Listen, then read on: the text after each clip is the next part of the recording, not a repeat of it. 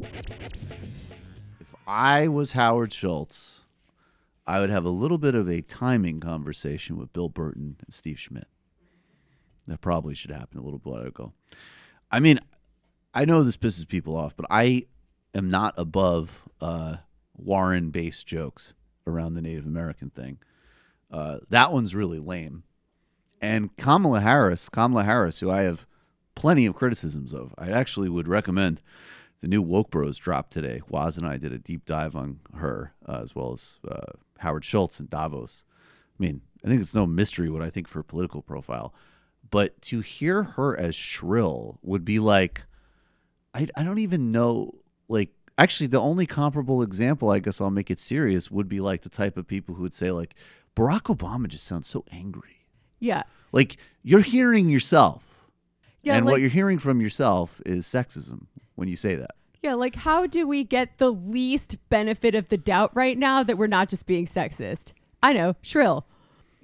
I mean, it's just unbelievable. That just isn't, I mean, look, because sometimes, frankly, like, Hillary Clinton received a huge amount of sexism. But is it an accurate statement to say that she is not charismatic in the way that that word is traditionally used and understood? Yes. And some people don't like to acknowledge that reality. But, like, Kamala Harris shrill. Okay. She's so emotional. She is none of these things. And actually, I think when I read about and if you look at the New York Times piece on her prosecuting record called Kamala Harris was not a progressive prosecutor, and you read about her arguing to uphold an almost certainly false conviction, I felt a lot more emotional than she did about it. That was some cold-blooded stuff. It's on her period. So anyway, that's what Howard Schultz said. Howard Schultz said, on the one hand, you have belligerent men who talk about assaulting women and putting children in cages. And then on the other hand, Kamala Harris is on her period, which is why I need to run as an independent man with a well-balanced nervous system. All right, let's make fun of Howard Schultz some more. This is going to be all fun and games unless the Democratic Party nominates Bernie Sanders or Elizabeth Warren, potentially even Sherrod Brown. And then he will continue his race, and they will pump a huge amount of money into a delusional oligarch campaign, which will not perform well but could serve as a spoiler. Here he is on MSNBC, though. I mean, until that event, I think we all can definitely, just keep laughing and dunking away. Here he is talking about his two favorite presidents. One favorite president, it makes sense. His reasons for it are hilarious. And the other favorite president, well, he should keep that president's name out of his mouth.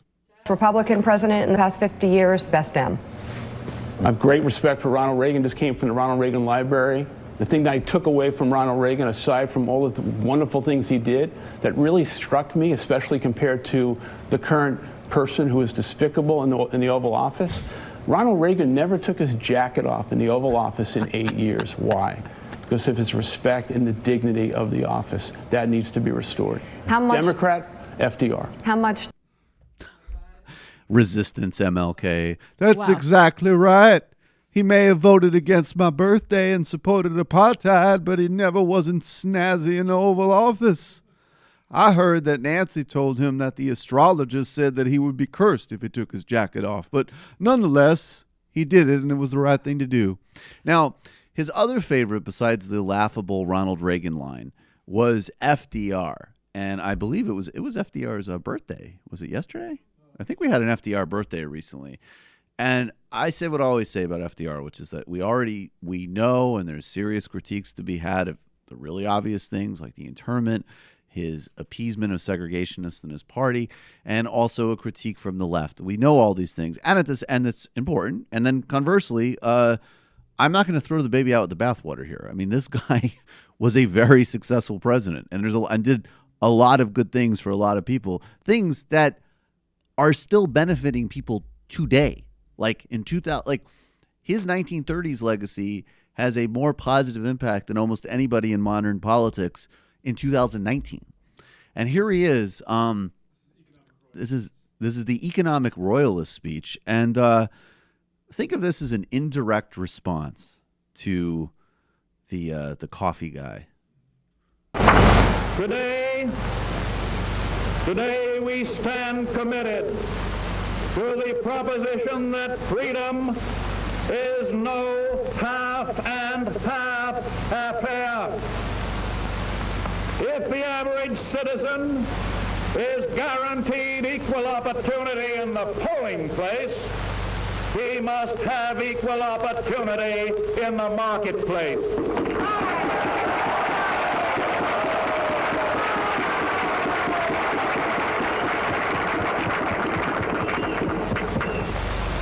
These economic royalists complain that we seek to overthrow the institutions of America. What they really complain of is that we seek to take away their power. In other words, Howard Schultz, keep my name out of your punk mouth before I have to take my cane and slap the taste out of it. My wife will kick your ass too. Now go get us an overpriced, overfat, disgusting latte, which we will buy grudgingly so that we may use the bathroom at the airport. Yeah, Howard is just an utterly contentless person. Like, he might want to make it look like he's creating some kind of new synthesis of like all the greatest ideas of the past. But like, no, you picked two pictures off of Wikipedia and you said, I like this guy and I like this guy. Like, it reminds me of Capitalist Realism by Mark Fisher. I'm going to paraphrase the end because it's kind of long here, but he wrote, "The power of capitalist realism derives in part from the way that capitalism subsumes and consumes all of previous history.